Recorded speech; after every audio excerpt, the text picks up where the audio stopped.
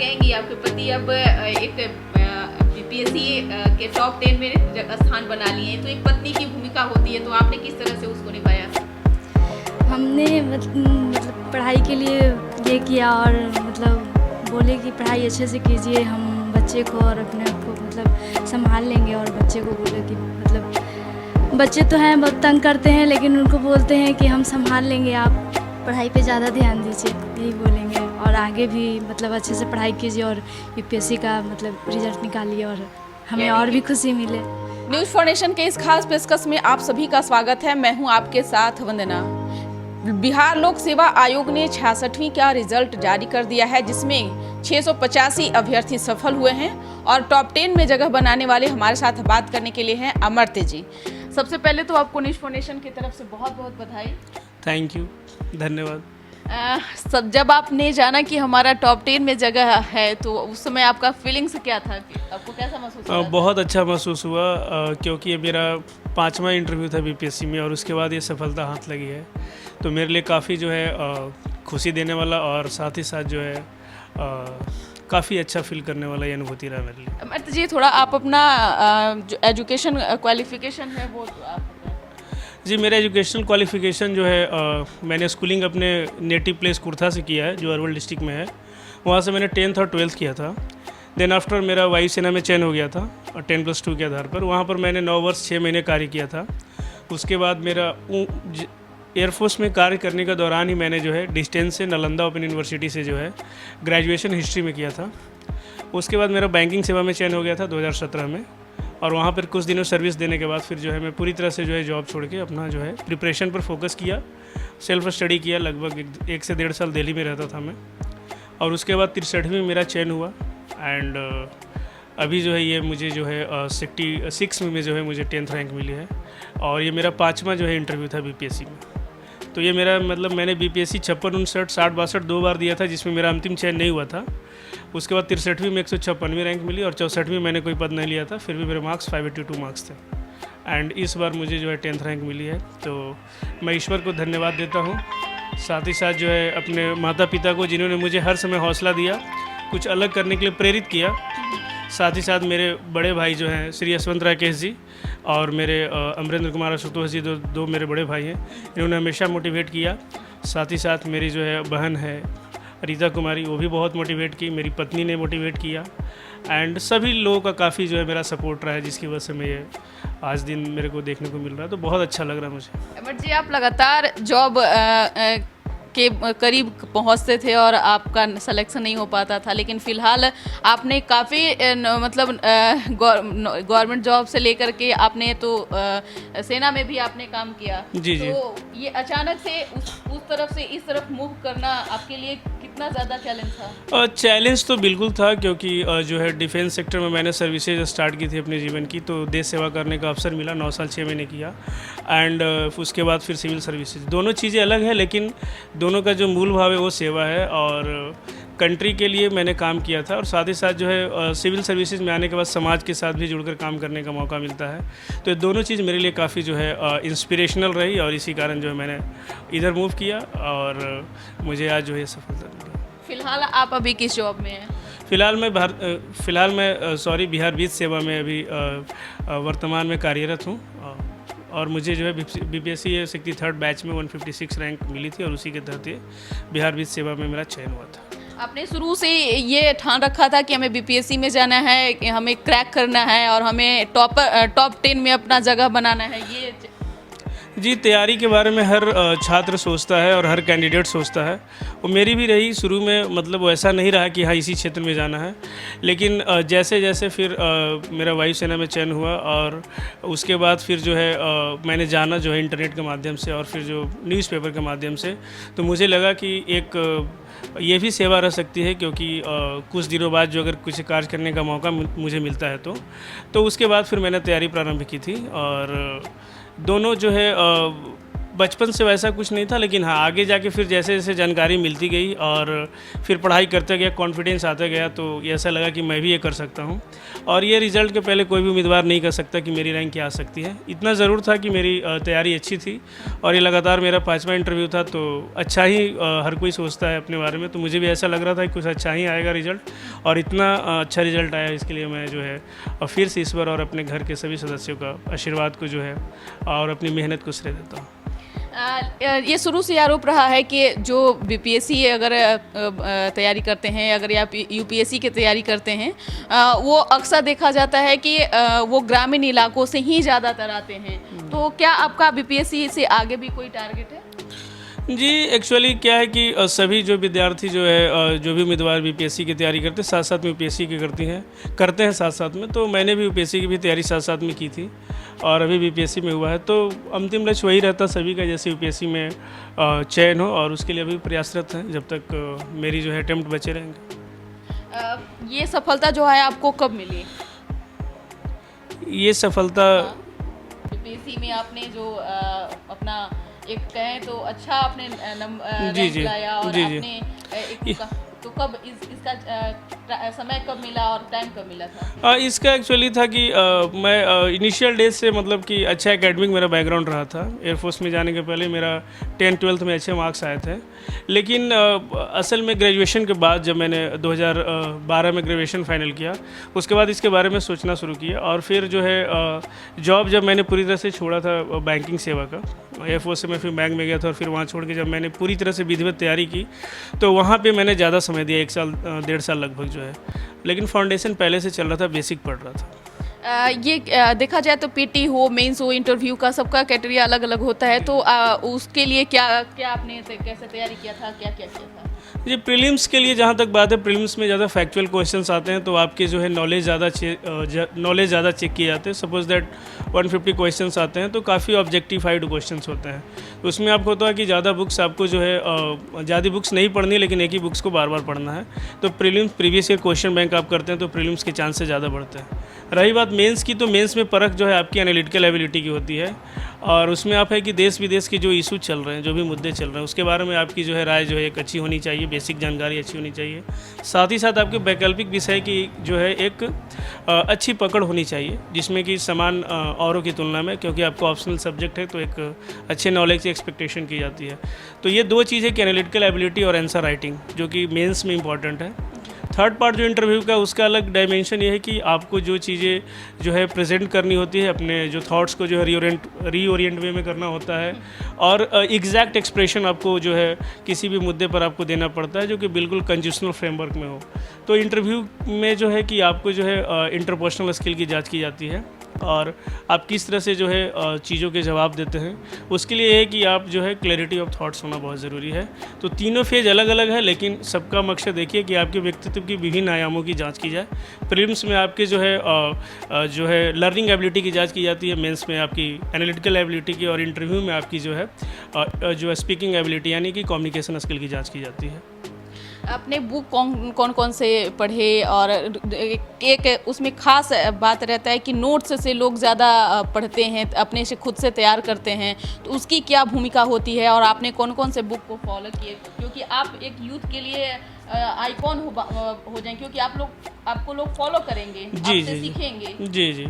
मैं भी पहले जब तैयारी करता था, तो मैं भी विभिन्न इंटरव्यूओं को देखता, सभी कैंडिडेट देखते हैं। तो मेरा यही कहना है कि प्रीलिम्स के लिए जो मैंने रेफ़र किया, जो सिविल सर्विसेज जो यूपीएससी के लिए मैंने प्रीलिम्स से स्टार्ट किया था प्रिपरेशन, एनसीईआरटी वहाँ मैंने पढ़ा था, तो वहाँ वो जो नॉलेज है यहाँ बेस भी काम कर गया। साथ ही साथ बिहार के केस में जो है एनसीईआरटी और लूसेंट का भी एक रोल रहता है, आप लूसेंट भी उसके साथ एडिशन कर सकते हैं। बिहार के केस में एनसीईआरटी 6 से 12 जो इंपॉर्टेंट सब्जेक्ट है उसके आपको पढ़ने पड़ते हैं प्रीलिम्स के लिए।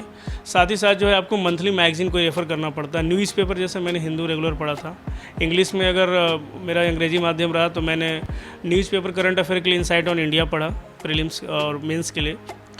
और जहाँ तक मेंस की बात है, तो ऑप्शनल सब्जेक्ट को मैंने जो है previous year question bank and syllabus के बेस पे तैयारी किया, न कि मैं मतलब बुक्स का तो रेफरेंस लिया, लेकिन पूरी बुक्स नहीं पढ़ी। जो भी सिलेबस में अकॉर्डिंगली जो चैप्टर्स दिए हुए हैं, उन टॉपिक्स को मैंने बुक के माध्यम से जो है 1 पेज में जो है अपने आप को जो है कंसोलिडेट किया, नॉलेज बेस को। और साथ ही साथ जो है करंट अफेयर्स पे मेरा अच्छा पकड़ था न्यूज़पेपर की वजह से। एंड इनसाइट ऑन इंडिया जैसे मैंने बताया रेफ़र करता था। साथ ही साथ जो है स्टैंडर्ड बुक्स जैसे लक्ष्मीकांत पॉलिटी के लिए हो गया, इकोनॉमिक सर्वे बजट गवर्नमेंट की जो आती है वो सब, तो ये सभी को पता है। जो बेसिक बुक्स जो रेफरेंस है वही हमारे भी थे, लेकिन बहुत दिनों तैयारी आदमी 3-4 साल करता है तो डिफरेंट बुक्स पढ़ता है, लेकिन अल्टीमेटली जो फाउंडेशन और जो एडवांसमेंट होता है बेसिकली NCERTs हो गया, स्टैंडर्ड बुक्स हो गए, न्यूज़पेपर हो गया, एंड ज़्यादा सोर्सेज नहीं पढ़नी है आपको। जो सोर्सेज आपको जो है लिमिट करनी है और उनको जो है आप मल्टीपल टाइम पढ़ेंगे, क्वालिटी रिसोर्सेज पढ़ेंगे तो आप पढ़ेंगे, लिमिटेड रिसोर्सेज पढ़ेंगे प्लस उनके नोट्स बनाएंगे। हर चीज़ का नोट्स नहीं बनाना, जो चीज़ आपको डिफ़िकल्ट लग रही है उसको आप नोट्स में बनाएं, नहीं कि हर चीज़ को नोट्स बनाने की ज़रूरत नहीं है। और नोट्स तभी बनाएं जब 2 से 3 बार आप उस चीज़ को पढ़ चुके हैं, बार बार रिसोर्सेज कुछ चीज़ ना करें। साथ ही साथ जो है आंसर राइटिंग, जब आपका नॉलेज बेस तैयार हो जाए, आपके नोट्स कुछ बन जाए, उसके बाद फिर आंसर राइटिंग आप प्रीवियस ईयर क्वेश्चन बैंक के बेस पे करें। Previous year question bank is the real model for the PCS and UPSC, because उनके जो क्वेश्चंस होते हैं रियल क्वेश्चंस है जिनको एग्ज़ाम में जो है प्रीवियस ईयर में पूछा जा चुका है, तो उससे आपको स्टैंडर्ड पता चलेगा, आपके तैयारी के जो प्रिपरेशन जो है किस लेवल तक पहुँच रहा है उससे आपको पता चलेगा। तो previous year question bank, limited resources, multiple revision on some notes on difficult issue जिसको आपको कलेक्ट करने में यानी रिमेंबर करने में परेशानी आ रही है उसको बनाएं, साथ साथ आंसर राइटिंग। तो ये मेरे हिसाब से इतना बहुत है इस एग्ज़ाम के लिए। बिल्कुल। और जो बच्चे तैयारी कर रहे हैं, जो बच्चे अभी ख़ास तौर से ग्रेजुएशन में ही हैं, क्योंकि उनकी पकड़ वहीं से और भी ज़्यादा मजबूत हो जाती है, तो आप उनको कैसे क्या कहना चाहेंगे, क्या गाइडलाइन देना चाहेंगे, क्या आप सुझाव देंगे? देखिए, मैंने तो ग्रेजुएशन बाद स्टार्ट किया था, लेकिन जहाँ तक बात है तो ग्रेजुएशन तक जो है मैक्सिमम फोकस आपके एकेडमिक पे रहनी चाहिए, क्योंकि अगर आपका ग्रेजुएशन सब्जेक्ट जो कि आप बाद में UPSC या BPSC के ऑप्शनल में लेंगे, अगर आप उसको एक हद तक आप अच्छे से प्रिपेयर कर लेते हैं तो आगे का काम ऑप्शनल सब्जेक्ट का आपका लगभग आधा हो जाएगा। साथ ही साथ ये कर सकते हैं कि 10+2 के बाद जब ग्रेजुएशन में तो आप पेपर पढ़ने की हैबिट जरूर डालें, रीडिंग हैबिट्स में NCERT पढ़ सकते हैं। एक बार जब NCERT स्टैंडर्ड बुक और आप ग्रेजुएशन कर लें तब फुल फ्लेज आप प्रिपरेशन मोड में आए। मतलब मेरा ये कहना है ग्रेजुएशन के साथ साथ आप NCERT और न्यूज़पेपर को स्टार्ट कर सकते हैं अगर आप फर्दर UPSC BPSC सोच रहे हैं तो उससे आपका बेस अच्छे से तैयार हो जाएगा। और जो आपके सहयोगी रहे होंगे, जो आपके जब आप एग्ज़ाम देने गए होंगे तो वो कुछ नंबर से चूक गए होंगे, उनको क्या सुझाव देंगे? आखिरकार चूक कहाँ हुई होगी, क्या कुछ कहेंगे? जी, एक्चुअली मैंने भी 2 बार दिया था, 56-59 में और 60-62 में, तो मेरा भी अंतिम चयन नहीं हुआ था और ये बहुत निराशाजनक होता है किसी भी उम्मीदवार के लिए, किसी भी कैंडिडेट के लिए। असफलता जो है हमेशा जो है आपको जो है थोड़ी देर के लिए आपको विचलित करती है, डिमोटिवेट भी करती है, क्योंकि आप जब तैयारी करते हैं तो हर किसी का रहता है कि इंटरव्यू तक आएँ तो अंतिम चयन हो, और ये वाजिब है। लेकिन हर समय ऐसा नहीं होता है, बिकॉज हम सब जानते हैं कि कंपटीशन है और जो सीटें होती है वो लिमिटेड होती है, तो हर किसी का चयन एक बार में नहीं हो सकता। 2-3 चीज़ें मैं यहाँ से बताना चाहूँगा जो अपने पर्सनल एक्सपीरियंस पे, क्योंकि 3 बार मैंने लगातार क्लियर भी किया। 63 में मेरा रैंक 156 था, 64 भी अच्छे मार्क्स से मैंने क्लियर किया, भले कोई पोस्ट नहीं लिया हो। 66 में 10th रैंक है। तो मेरा ये कहना है कि सफलता एक आयाम है जो कि बदलते रहता है समय के साथ। आपको टिके रहना अगर आपने लक्ष्य निर्धारित किया है तो। 3 बातें हैं कि अगर आप असफल हुए थोड़े दिन के लिए तो सबको होगी, 4-5 दिन आप नॉर्मल रहेंगे। हर किसी को सफलता मिलने पे खुशी मिलती है, असफलता मिलती है तो थोड़ा विचलन होता है। 4-5 दिन, 6 दिन, 7 दिन के बाद एक टाइम है। अपने नियंत्रण अपने हाथ में रखें। आप उससे इतना ज़्यादा डिप्रेस न हो जाए कि जीवन खत्म हो जाए या फिर आप मतलब कि उस तैयारी से डेविएट हो जाए। दोबारा कम बैक करें। सबसे पहले जो है ये स्वीकार करें कि हार जीत आयाम है। आज आपकी हार है तो कल आपकी जीत 100% होगी। दूसरी चीज़ कि अगर आपने उन चीज़ों को आप एनालाइज़ कीजिए कि जिसकी वजह से आपके मार्क्स कम आए। ऑनेस्ट एनालिसिस कीजिए, अपने आप को ओनस पे दीजिए अपने आप को, बल्कि अदर चीज़ों पे ब्लेम, एक्सटर्नल चीज़ों पे डालने छोड़ के। थर्ड चीज़ होता है कि अपने आप को इम्प्रूवमेंट करें। हर किसी को पता होता है कि ऐसा नहीं कि जो सिलेक्टेड होते हैं उनके अंदर 100% जो है क्वालिटीज़ होती है, बल्कि ये होता है कि exam orientation point of view से जो उनके मार्क्स अच्छे आए हैं, जो कट ऑफ मार्क्स है, और इस वजह से उनका चयन हुआ। तो उतना लेवल डेवलप करने के लिए हमें जो है निरंतर मेहनत करनी है। आपके जो शॉर्ट कमिंग्स है उस पर ध्यान दीजिए। किसी को आंसर राइटिंग में प्रॉब्लम है तो उस पर आप ध्यान दीजिए। किसी को बुक्स पढ़ने में लगातार डिफरेंट सोर्सेज से पढ़ रहे तो लिमिट कीजिए। किसी का जो है इशू जाता है कि आपके हेल्थ प्रॉब्लम्स हो सकते हैं, इकोनॉमिकल प्रॉब्लम हो सकते हैं, फैमिली प्रॉब्लम हो सकती है, एक्सटर्नल फैक्टर बहुत सारे इसमें डिटर्मिनेंटल होते हैं जब एग्ज़ाम की प्रिपरेशन करते हैं। तो ऐसा नहीं है, आप उन चीज़ों पर भी जो है आप जो है काम करें, अपनी हेल्थ अच्छी रखें। जिनका हेल्थ अच्छा हो, लॉन्गर ड्यूरेशन तक प्रिपरेशन कर सकते हैं। आप जो है बिल्कुल एलूफ आइसोलेशन में जाके प्रिपरेशन ना करें, यानी कि फैमिली से दूर हो गए पूरी तरह से, या फिर एकदम जो है अपना जो इन्वायरमेंट हो पूरी तरह से जो है आप काफ़ी हार्डन कर ले, क्योंकि जो बहुत ज़्यादा दिन तक आपको प्रिपरेशन करना है तो एक फ्लेक्सिबल अप्रोच रिक्वायर्ड है। बिल्कुल जो है आपका अपना डिसीजन होना चाहिए। सबसे ज़्यादा तो ये कि आप किसी के प्रेशर में प्रिपरेशन नहीं कर रहे हैं। जब ये सारी चीज़ें आपकी कंबाइंड हो जाती है तो समय लगता है, डेफिनेटली समय लगता है। टाइम टेबल क्या होना चाहिए? सोशल मीडिया एक ऐसा माध्यम बन चुका है कि लोगों को समय नहीं मिल पाता है। सोशल मीडिया जब वो यूज़ करने लगते हैं तो समझ में नहीं आता है कितना समय वो।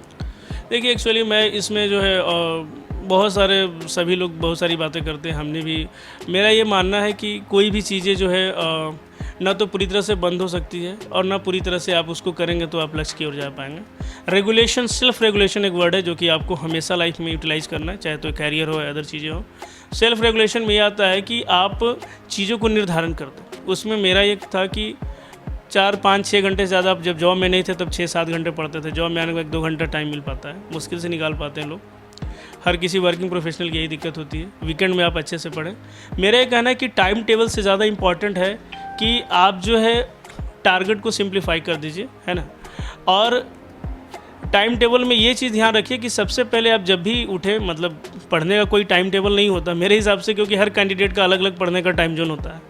एकदम एक मतलब मैं प्रैक्टिकल बात कर रहा हूँ, क्योंकि मैंने डिफरेंट एग्जाम्स दिए हैं। जॉब में रहने के कारण भी डिफरेंट टाइम में आपको पढ़ना पड़ता है। तो सबसे पहली पॉइंट है कि टाइम टेबल रिक्वायर्ड है, आप अपने हिसाब से बनाएं।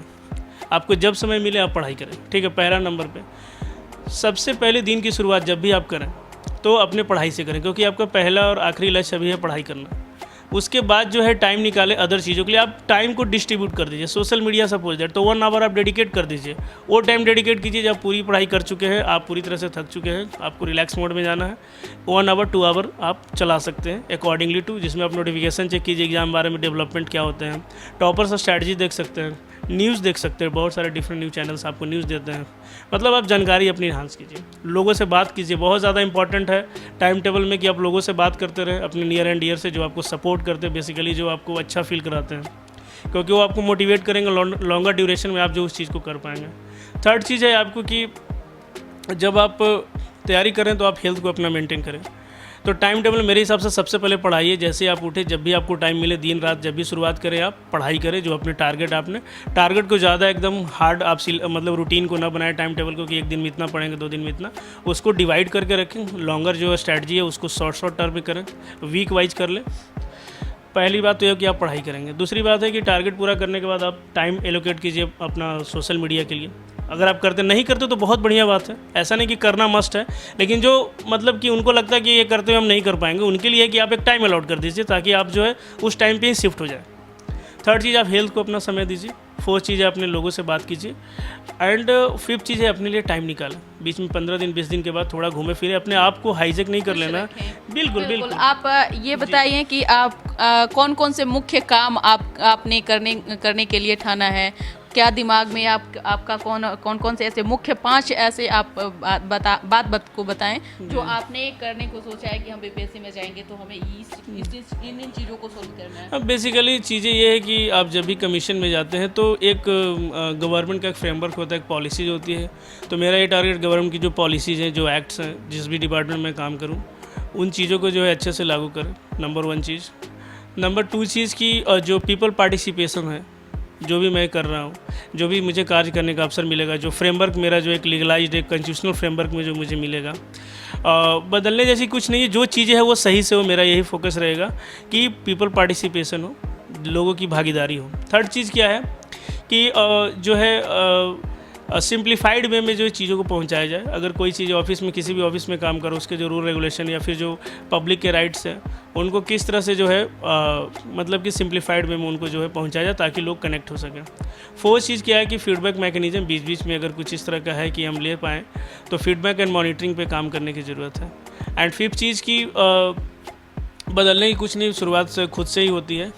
तो अगर हम अच्छे से जो है रूल्स को जानेंगे, अच्छे से अपनी ड्यूटी को परफॉर्म करेंगे तो डेफिनेटली जो है चीज़ें आएंगी, because people are very aware, हम लोग सभी लोग अवेयर हैं, हम लोग उसी सोसाइटी से हैं। एंड कंस्टिट्यूशनल फ्रेमवर्क में जो भी चीज़ें होगी उसके अकॉर्डिंगली काम करेंगे। एंड ज़्यादा से ज़्यादा लोगों को जो है उससे एडवांटेज हो, गवर्नमेंट की पॉलिसी से, गवर्नमेंट के प्रोग्राम से, और मेरी यही कोशिश रहेगी। बहुत बहुत शुक्रिया एक बार फिर से न्यूज़ फाउंडेशन की तरफ से आपको बहुत बहुत बधाई। Thank you ma'am, thank you, and thank you News Nation for interviewing me, मुझे बहुत अच्छा लगा। एंड सभी कैंडिडेट्स के लिए मैं यही लास्ट लाइन कहना चाहूँगा कि आप जो है असफलता से न घबराएं। बिल्कुल एक प्रोसेस है, आज नहीं तो कल आपको सफलता ज़रूर मिलेगी। अगर आपने लक्ष्य खुद से निर्धारित किया है तो आप इससे पीछे बिल्कुल मत हटें। असफलताएँ जो है, जिस दिन आपकी सफलता मिलेगी वो छोटी पड़ जाएगी। तो इसी के साथ जो है मैं अपनी वाणी को जो है ख़त्म करता हूँ। And thank you to all. बिल्कुल, तो आप सुन रहे थे क्या कुछ कह रहे थे अमर्त्य, जिनका साफ तौर से कहना है कि अगर आप अपने लक्ष्य को निर्धारित करते हैं तो सबसे पहले उसको समय को एक बनाए, समय शैली बनाएं और उसके तहत आप काम करें तो निश्चित तौर पे आप अपने मुकाम तक जरूर पहुंच पाइएगा। इस खबर में इतना ही। अगर आपको ये खबर अच्छी लगे तो ज़्यादा से ज़्यादा लोगों तक पहुँचाइए और अमर्त्य जी के बातों से आप सब लाभ उठाइए। Thank you.